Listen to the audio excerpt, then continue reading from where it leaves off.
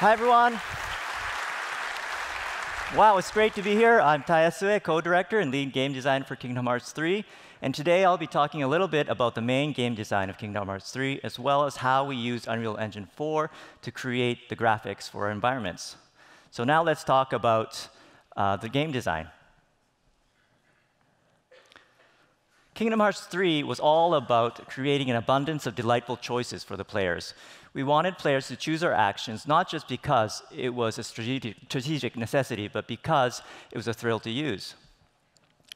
To have the battle constantly evolve and be full of surprises, we created commands that would pop up, sometimes several at a time, to do things such as Keyblade transportations and summoning theme parks, and also doing dynamic cooperative attacks with your friends.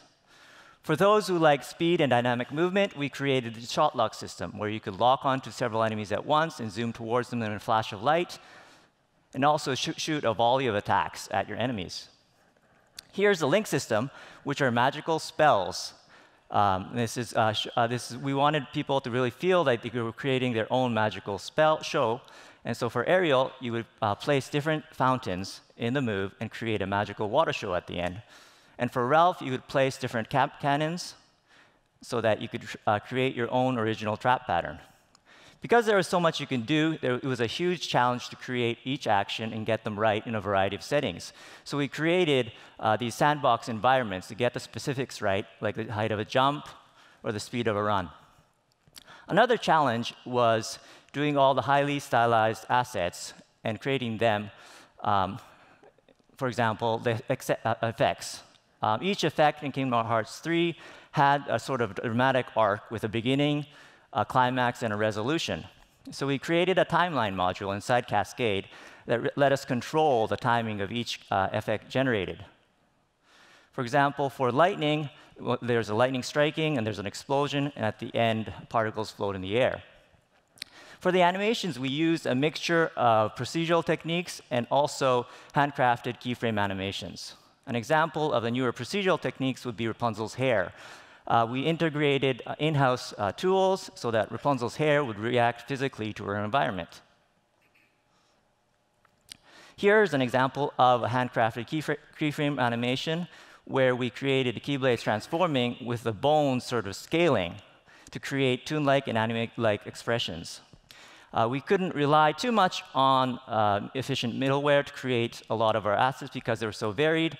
Instead, we relied on the craftsmanship of our animators to create gameplay that was beautiful and bold. Next up, I would like to talk about the graphics and how we created them. We wanted players to feel like they were playing in the original Disney film. And because original films had these unique artistic styles, we created whole new looks for each world with different shaders and different textures, different materials.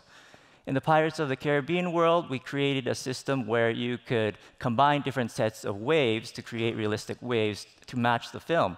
So by changing the parameters and properties, you could make the waves into peaceful waves, choppy waves, and stormy waves. Another thing we wanted to get right were the clouds. Each world in Kingdom Hearts 3 had these stylized clouds, so we created a ray marching feature that let us create volumetric clouds. And by changing the properties, we could change the movement, the shape, and the texture of the clouds to fit the original movie. And here's one of my favorite scenes from the Tangled world, without any shaders or lighting, looking very different from the film. And I'd like to show you what happens when you add our post-processing features. So one of the things we really worked on were the shaders, and there were 4 different shaders in the game. And by changing them, we could change the color of shadows. And I guess we could do other things like create borders to create a more vibrant look. And here we're changing the color scheme and adding effects to create a warm, magical look that really matches the film. And finally, we're adding particles that are light lanterns. So we were able to change in real time and rapidly iterate the number of lanterns to really match the look of the film. So that was my short presentation. I'd just like to add one more thing. Unreal Engine was excellent, amazing technology, very cutting edge. But I think one of the biggest draws for me personally was the ability to collaborate with a huge Epic community.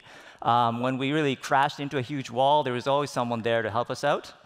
And I guess Kingdom Hearts 3 as a whole is a huge collaborative endeavor with our friends from Disney and Pixar really working with us and giving us great feedback on story, animation, and art, and the Epic community really giving us and sharing technology with us. And so that was great. And most of all, I guess the fans, they were excellent. They really gave us a sense and meaning to what we were doing. And I guess that really pulled us through. So I'd like to thank everyone that was involved. And I think I'd just like to say that the game is what it is because of you guys. So thank you. ありがとうございました。